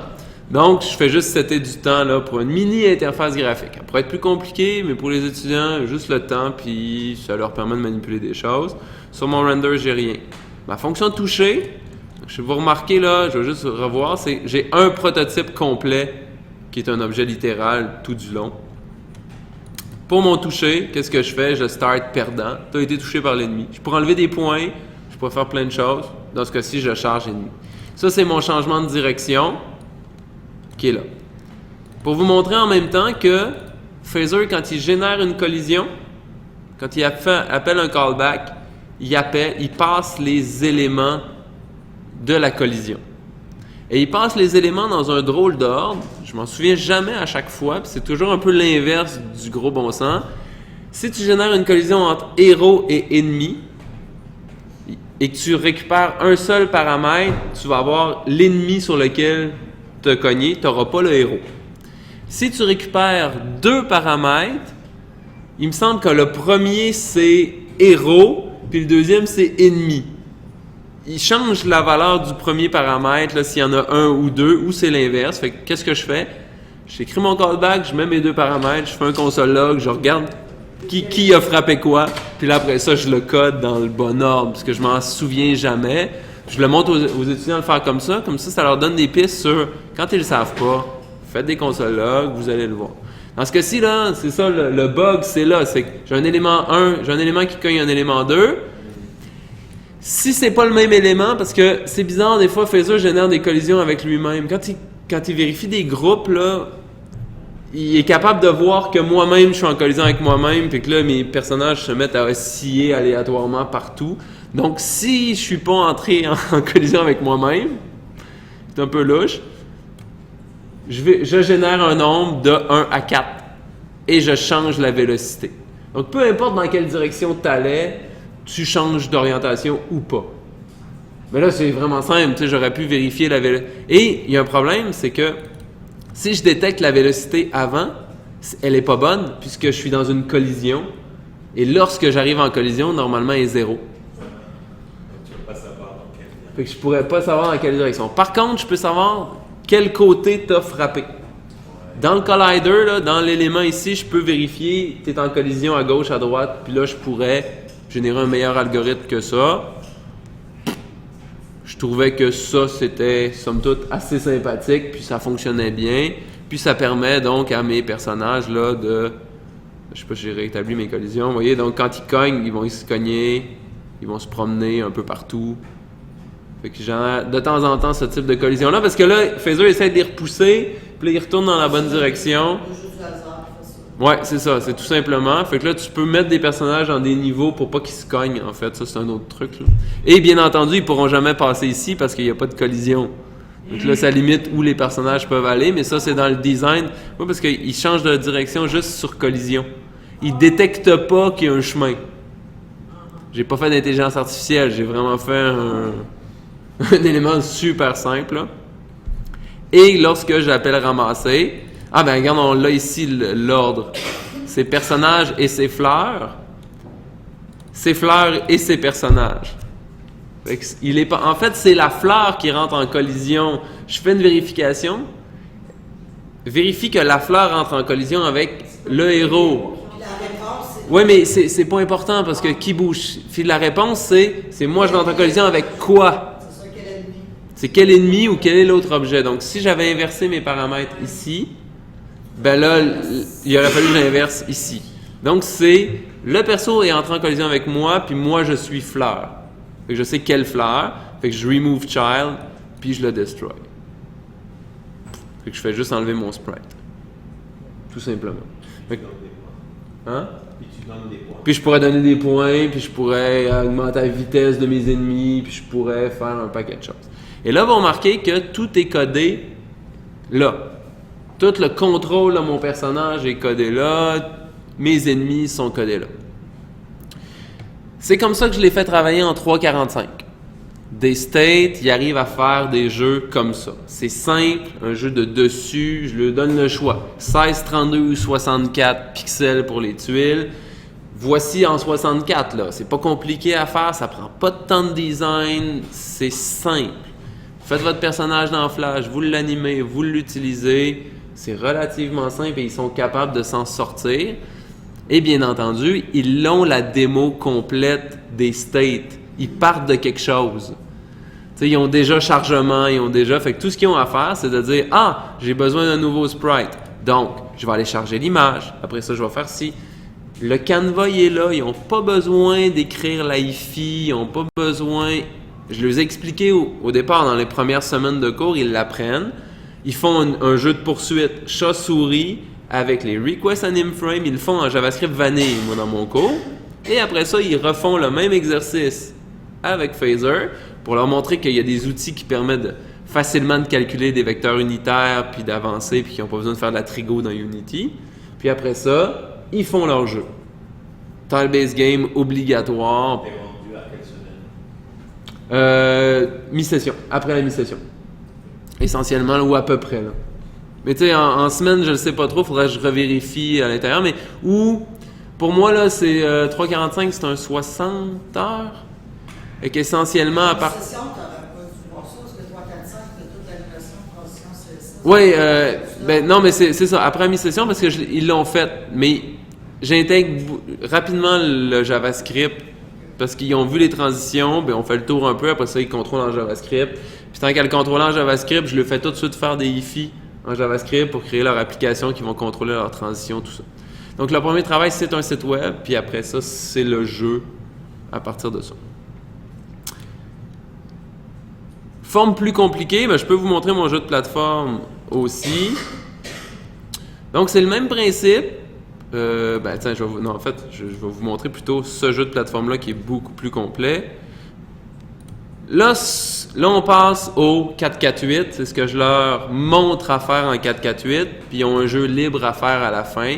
C'est un jeu qui va être déployé sur Android avec CocoonJS. Je le fais packager avec CocoonJS, mais ça compte pour 5 ou un petit truc. Là. Essentiellement, ils font un jeu web destiné aux navigateurs mobiles, puis ils ont le libre choix. Donc, ils n'ont pas nécessairement un jeu de plateforme à faire. Moi, je le monte en démo, un jeu de plateforme. Tu leur faisais-tu déposer sur Google Play ou... Non, je le fais pas. Je fais envoyer l'APK, puis... oups. Donc, ça, c'est mon jeu de plateforme. Donc, vous voyez, j'ai mon débogage encore. C'est un jeu fait avec Tile. C'est un jeu qui a certaines capacités supplémentaires, parce que mon personnage est capable de monter dans la liane, mais pas ailleurs. Et il permet de tirer des projectiles à gauche et à droite. Et vous remarquez que lorsque mes projectiles... J'ai un pool de projectiles. Donc, je pool ma ressource, je crée 6 projectiles que je récupère pour pas être obligé de détruire, parce que c'est compliqué. Créer un sprite dans Phaser, c'est lourd, parce qu'il y a beaucoup d'héritage dans Phaser. Donc, je crée mes sprites, puis après ça, je les recycle dans un groupe. Je les kill, puis Phaser est prévu pour ça. Il y a des fonctions de kill, il y a des fonctions de revive pour faire renaquir mes éléments. Ouais, c'est ça, parce que c'est beaucoup trop lourd. Et j'ai une fin, et j'ai un chargement d'un deuxième niveau, qui lui, donc, a aussi une fin là, qui est placée ailleurs. Oups. Ceux qui sont en développement de jeu présentement, là, oui. Il y en a-tu qui ont pris Phaser au lieu d'Unity ou faire? Non, parce qu'ils travaillent en équipe, puis ils ont travaillé beaucoup avec Phaser. Ils faisaient le 4.4.8 en même temps que le 4.7. Moi, je les avais dans les deux. Ils ont travaillé énormément sur leur jeu Phaser et un peu sur leur jeu Unity. Leur jeu Phaser est incroyable par rapport à ce qu'ils ont fait en 3D en Unity. Mais la plupart, pour ce jeu-là, pour le jeu en développement, ils prennent Unity. J'ai une équipe qui prend Phaser et qui vont faire une réplique de Contra. Ils vont faire un Legacy, là, ils vont faire un Contra 2, puis de mémoire, ils le font dans Phaser. Mais ça va plus vite développer dans Unity, pas le choix. Mais ils ont adoré, en tout cas, ce qu'ils m'ont dit, puis je les ai posé la question, ils ont adoré le faire dans Phaser aussi. Là, c'est un peu la même chose. J'ai un chargement, c'est la même structure. Par contre, là, j'ai intégré 2 nouveaux éléments. J'ai intégré un élément où l'information de mes niveaux est dans un JSON. Donc, dans mes assets, j'ai un JSON de niveau qui est niveau ici.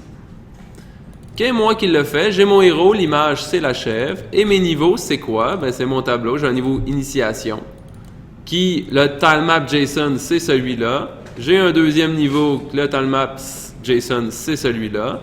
Donc la couche, ça s'appelle plateforme. Mes tuiles de collision, c'est ceux-là. Mon héros, il se place à cet emplacement-là initial, et ma fin, elle est là. Je veux m'ajouter un 3e niveau, je copie-colle l'information, j'ai un 3e niveau, je change un seul fichier, puis mon jeu va loader ce fichier-là, puis créer des niveaux à la demande. Ça, c'est une première chose de différent. Deuxième chose de différent, c'est que si je vais sur Jouer, ma boucle d'update, elle est beaucoup plus courte. Oui, ça doit être la bonne version. Donc, si je vous montre la boucle d'update, donc j'ai mon init. Ça, c'est une fonction qui est aussi appelée lorsque je démarre un state. Je peux lui passer des paramètres. Dans mon cas ici, jouer, je vais lui passer quel niveau je veux jouer, puisque ça sera le même state qui va permettre de jouer à tous les niveaux. Fait que je vais juste redémarrer le state. Donc, par exemple, ici, sur chargement, parce que là, j'ai plus de menu, j'appelle jouer avec force. Là, c'est la gestion de la cache qui est ici. Par défaut, jouer, lorsqu'il ne reçoit pas d'information, il prend 0 comme premier niveau, sinon il prend le niveau. Et si j'arrive à gagnant, en fait, change niveau, ici, je peux lui donner, donc lui démarrer, en fait, dans ce cas-ci, je lui démarre le niveau 0. Et si j'arrive à gagnant, ou en fait, je vous montrerai la transition, la séquence de transition. Juste pour vous le montrer rapidement, donc, dans ce cas-ci, j'ai un preloader parce que je vais charger mes bullets, pas mes boulettes, mes bullets. Donc, je vais charger mon image de balle. Ici, j'aurais pu le faire dans le chargement. Je ne sais pas trop pourquoi je l'ai mis là, peu importe. Et j'ai une petite boucle qui va faire quoi? Qui va précharger tous mes niveaux qu'il y a dans mon JSON. Donc, mon JSON a été chargé initialement ici.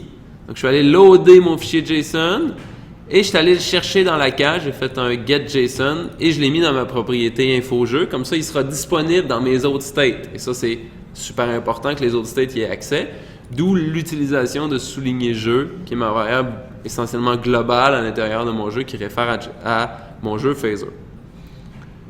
Dans jouer, donc, je vais aller chercher tous mes niveaux et je vais loader tous les tilemaps nécessaires.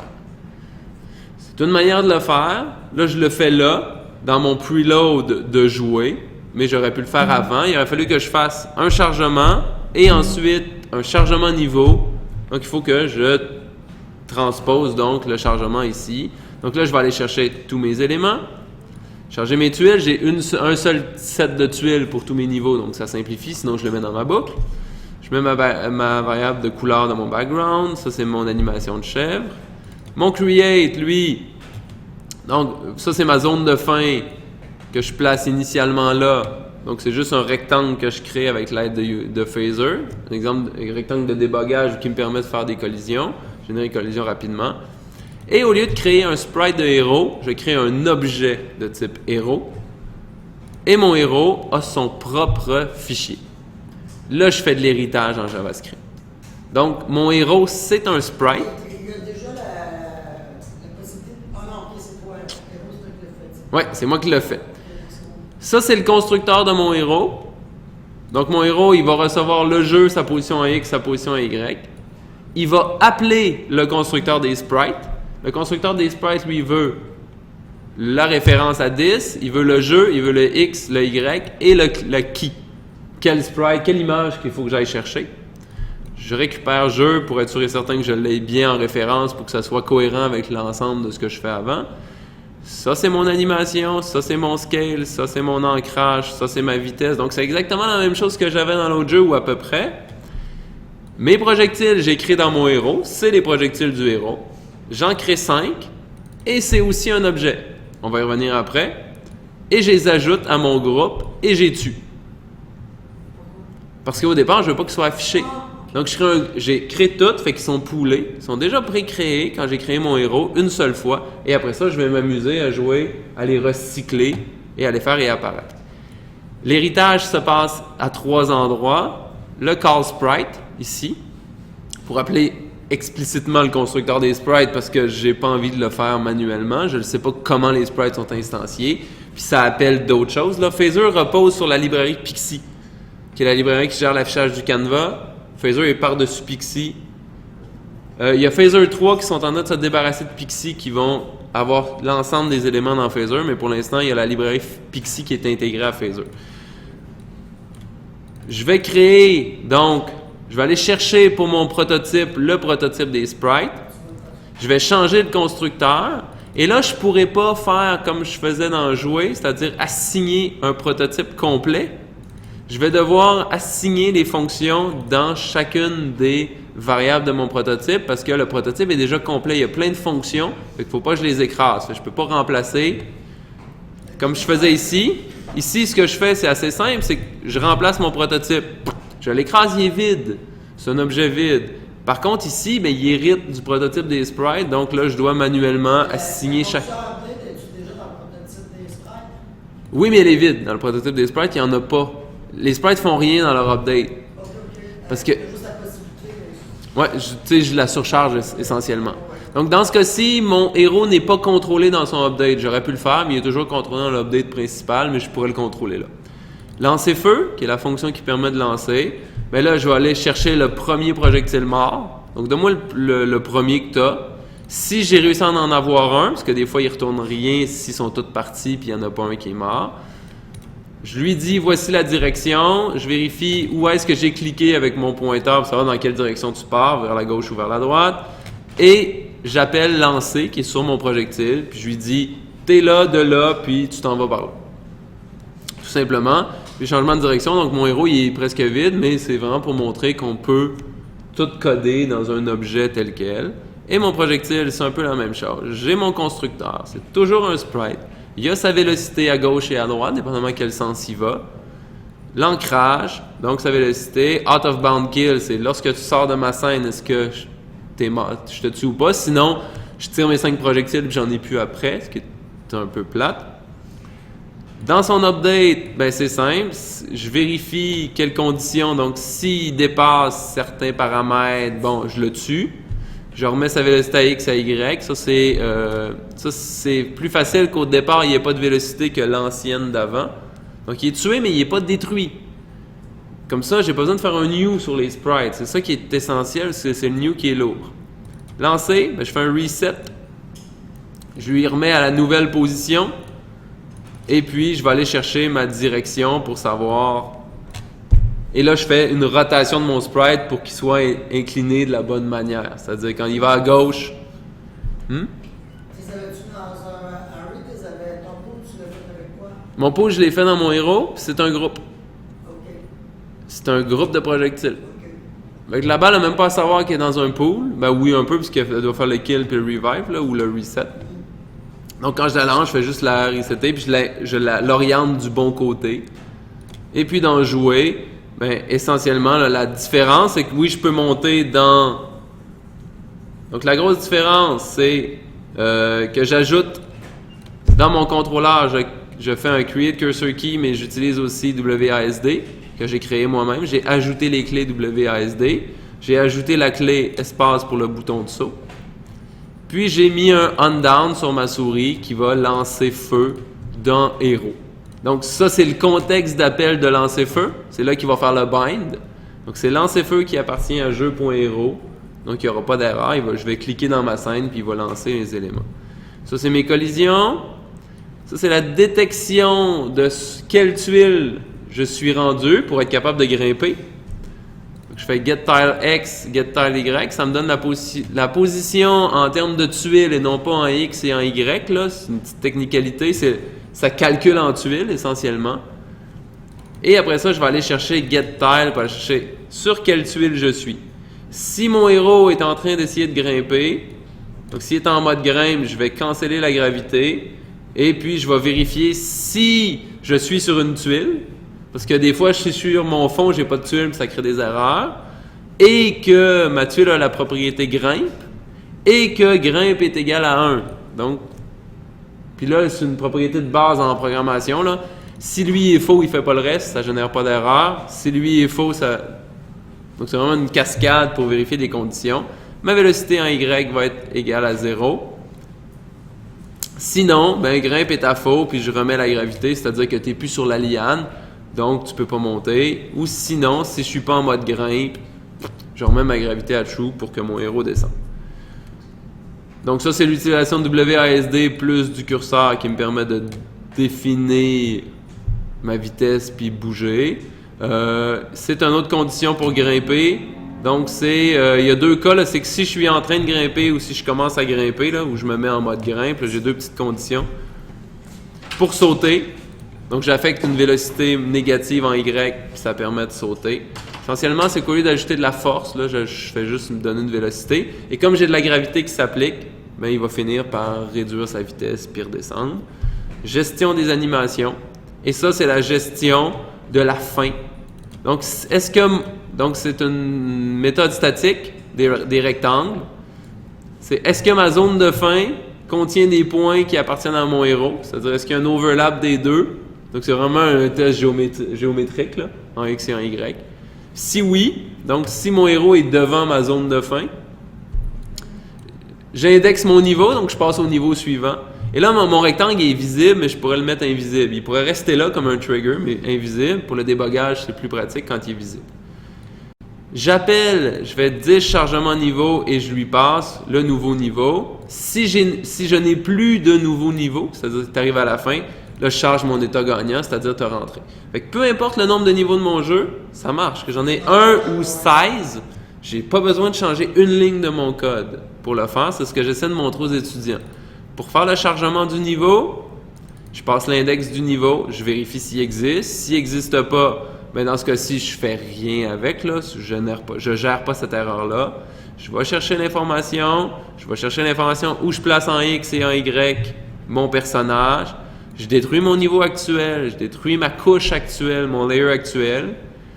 Je charge mon nouveau tile map, je recharge mon tile set, je recrée ma couche, je reset toutes mes tuiles de collision. Je fais un debug, je remets mon debug pour bien voir parce que je suis en mode de débogage. Je place ma zone de fin au bon endroit et je place mon héros au centre, tout simplement. Et je retourne l'élément, fait qu'il va dans le fond avoir chargé mon niveau complètement. Et ici, le render, là, c'est ça qui permet d'afficher ma forme géométrique de zone de fin. Je le fais sur le render, donc il l'ajoute au render. C'est vraiment un élément de débogage.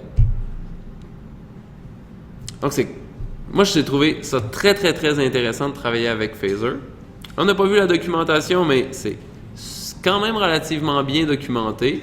C'est-à-dire, on s'en va dans Learn API Documentation.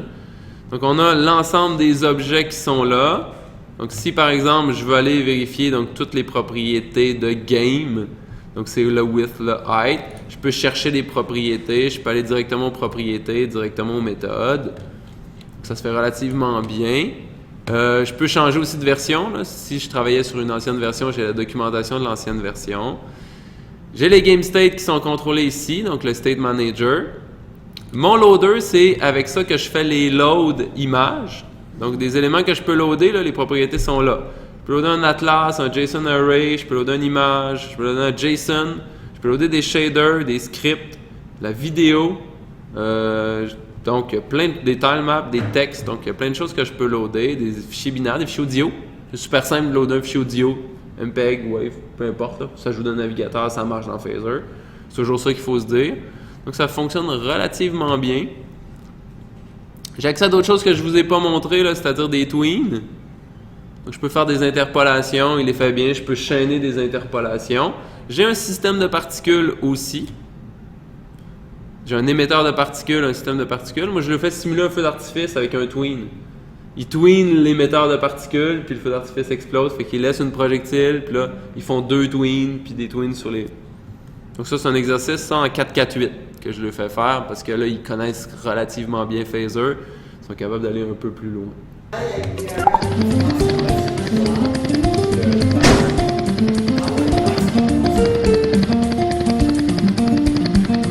Mais ça, c'est un des jeux qui a été fait par un étudiant. Qui se contrôle avec le curseur de la souris. Il y a un petit système de particules en arrière, puis il se contrôle avec des tweens, avec un peu d'accélération. Fait que si je touche, ben, je crache. Et si par exemple un oiseau me touche, là il balaye, mais en fait il m'a crevé tous mes ballons là. Ouais, c'est ça.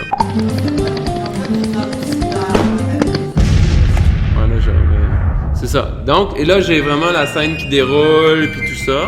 Donc ça, c'est un type de jeu. Là, j'ai 3 niveaux, mais bon, c'est plutôt long avant que je réussisse à... C'est des particules? Oui, c'est des particules. Ça génère un système de particules. Ça, avec du geste, on appelle ça système de particules. Gravité, tu sais, la... Gravité... Je sais pas pourquoi son jeu, il est pas complet. Ouais, c'est ça. Après ça, ben là, c'est plus compliqué. Là. Je sais pas pourquoi j'ai pas son jeu au complet, lui. Donc ça, c'est un autre jeu qui est intéressant. C'est un jeu, un runner. Fait que tu sautais, il générait des obstacles, tu sautais par-dessus. Il y a des jeux relativement intéressants qui ont été faits. Moi, je le fais faire. Donc, ils ont plusieurs exercices aussi, soit feu d'artifice, des choses comme ça, assez bien réalisés.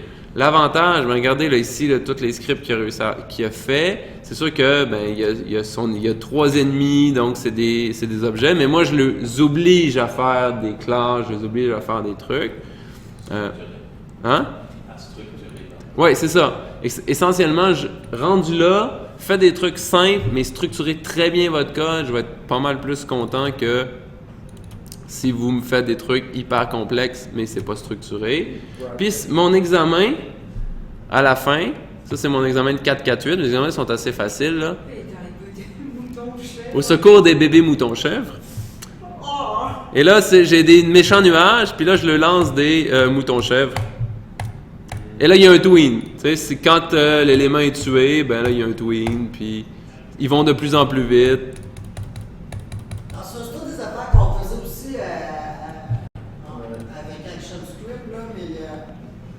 Ça, c'est mon examen de 4-4-8. Et il faut qu'il le fasse en orienté objet, c'est-à-dire il faut qu'il y ait une classe d'ennemis, il faut qu'il y ait une classe d'objet de projectile. Fait que je lui donne le code fonctionnel, puis je lui dis de le refactoriser. En 4-4-8, c'est ce que je leur demande. En procédural. Ouais, ben là, il est en partie oriente-objet, mais je leur dis, ben là, l'ennemi, tu dois le faire. Fait que là, tu prends le code dans l'update, puis là, tu transposes le code qui va dans l'ennemi, puis tu segmentes tes trucs. Pour le 3.45, ce que j'ai demandé, alors comment j'ai pas d'imagination pour faire mes examens.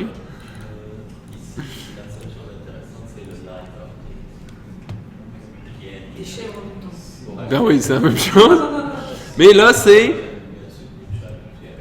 des chèvres moutons qui tombent et il faut qu'ils fassent l'interface graphique. Donc, il y en a 30 qui vont tomber et il faut qu'ils les attrapent. Qui est le Ouais. mouton, Vois-tu? mauvaise mère. Ouais, c'est ça. Là, le nuage lance des bébés moutons, puis le gros mouton. Fait que là, il faut qu'il fasse le total, il faut qu'il fasse les restants, faut qu'il. Donc, c'est un peu de UI. Puis, ils ont des trucs à générer, là. Donc, ils ont une partie du code, puis ils ont quelques fonctionnalités à arrimer avec le code. Donc, la fin.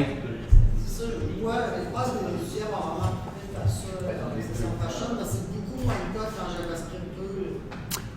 Ça n'a pas de bon sens, c'est là. Ouais.